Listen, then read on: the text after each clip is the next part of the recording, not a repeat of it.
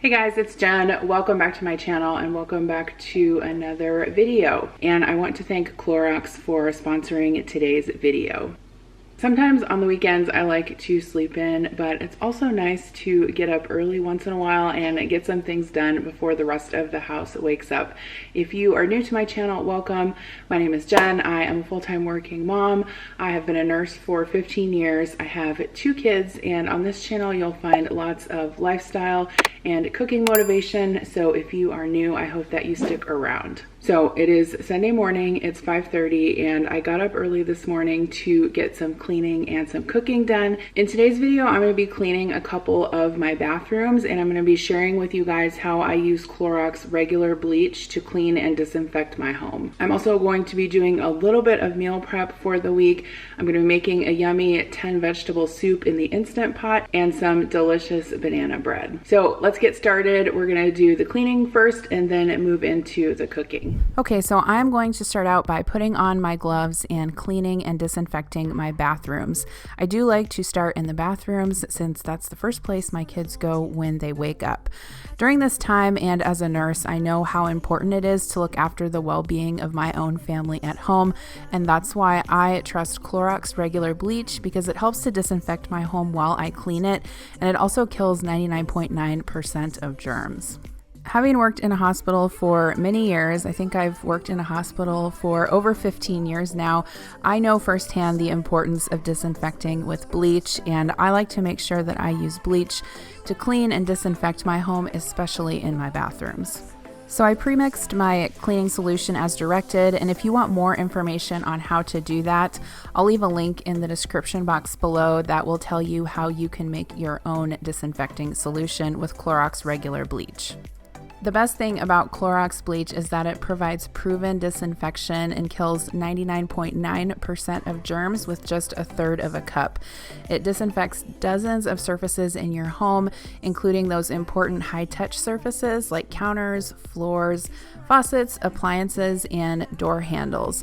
During this time, it's especially important to regularly disinfect those high-touch points, so when it really matters, you can definitely trust Clorox. One thing I also want to mention is that when you're cleaning with bleach, make sure that you use the product as directed and allow surfaces to remain wet for the stated contact time, which is usually around 6 minutes before wiping away the solution or rinsing it. I think one of the biggest misconceptions about bleach is that disinfection is instantaneous, and it's not. Disinfection actually occurs as the product sits on the surface. So once the 6 minutes is up, you can rinse well with a different cloth and let dry. When you're using Clorox bleach, make sure that you're using it in a well-ventilated area and only use it on approved surfaces such as floors, vinyl, glazed tile. You can also use it in bathtubs, showers, sinks, and on granite countertops as well. I personally like using Clorox bleach to clean, especially in my bathrooms, because I enjoy the fresh, clean scent, and I know that the product is disinfecting my surfaces to keep my family safe. So this morning I got 2 of my bathrooms cleaned out of the 5 that are in my house, so I call that a win. What I like to do actually is buy a package of inexpensive white rags from the hardware store, and that's what I use with my bleach solution to clean. I can wash them separately and not worry about getting my other rags or towels bleached. So I was super happy to get both of these bathrooms clean this morning. Definitely not one of my favorite tasks, but something that needed to be done. Okay, so now we're going to move on to the kitchen, and I'm going to meal prep a couple of items for throughout the week. I'm starting out with a recipe for banana bread. I don't believe I've shared this particular recipe before, so I'll type it out down below, but this does happen to be a plant-based or vegan banana bread recipe, but I promise you, you will not be able to tell. It's so buttery and delicious. So I started out by mixing my dry ingredients, and then I'm going to process the bananas along with some oil in my food processor. To that, I'm also going to add some almond milk yogurt. You could also use coconut milk yogurt if you wanted to. And then I'm also going to add some vanilla bean paste. If you didn't want to use that, you could use regular vanilla extract. And then I'm also going to squeeze in half of a lemon. I'm going to put the lid back on and process that until everything is combined. And then it's time to mix the wet ingredients with the dry ingredients. Super easy. So I'm just going to pour that wet mixture into the bowl and mix it with my Danish dough whisk and then put it out into a pan. So I actually have this bread pan that my grandma gave me, so it's kind of sentimental to me. Super old, but it works awesome. I like to spray it with cooking spray, put some parchment paper down there, spray that, and then I just spread the banana bread batter evenly over the top. I bake that in the oven for about an hour. After it cooled for about 20 minutes in the pan, I'm going to remove the parchment paper and let it cool on a wire rack the rest of the way.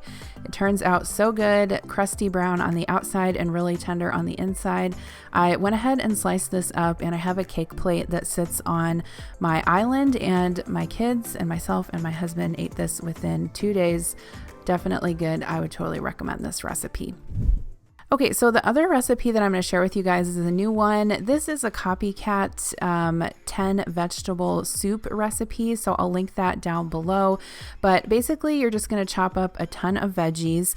I have some frozen peas and carrots there. I'm also going to chop up 1 green and 1 yellow bell pepper. The original recipe called for a poblano pepper, but I did not have one of those. I think this might have been an Anaheim chili. I'm not sure. I was just basically trying to use up veggies that were in my drawer, my crisper drawer. So I went ahead and chopped that very finely, and then I'm going to peel 3 carrots and get those chopped up as well. So this recipe is made in the Instant Pot, but you could totally make this in a slow cooker or on the stove as well. If you don't have an Instant Pot, no worries. I got my carrot chopped up, and next I'm going to move on to a yellow onion. You could use a red onion or shallots or whatever you have on hand would totally work. The main thing with these veggies is just to try and chop them as small and uniform in size as you can. I always try to remember that when I'm going to be eating a soup, I want lots of the veggies, to be able to fit on my spoon while I'm eating it. So I try to chop the vegetables small. Next, I'm going to add 2 to 3 ribs of celery, finely chopped, and then 8 cloves of garlic, which sounds like a lot, but this makes a lot of soup. So I minced those up finely as well. I'm going to add some olive oil to the bottom of my Instant Pot, and then I'm going to use my bench scraper to help me get all of those yummy veggies into the pot. The original recipe did not say to saute this, but I went ahead and did that just because that's traditionally what I do when I make soup. So I went ahead and sauteed those veggies until they were soft. Next, I'm pouring in 8 cups of vegetable broth. You could also use chicken broth or beef broth if you wanted to.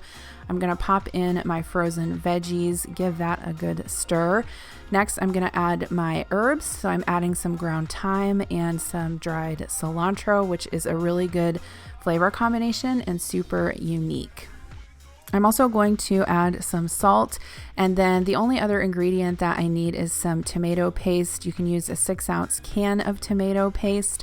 I had one in my pantry, but I'm quite certain that if you don't have tomato paste on hand, you could substitute tomato sauce or even a jar of marinara sauce, I think would work really well. This is honestly a really great recipe to use up whatever you have on hand. Next, I'm going to add 1 cup of barley. This was actually quick cooking barley, but it worked just fine. Make sure that everything is stirred around, put the lid on and set it to sealing, and then I cooked this for 15 minutes at high pressure. And here's what the soup looked like after it was done. So good. I adjusted the seasoning with some extra salt. So I was super happy with how productive I was able to be this morning, and I want to thank you guys for coming along with me. Hopefully I inspired you to get up early and do some things around your house as well.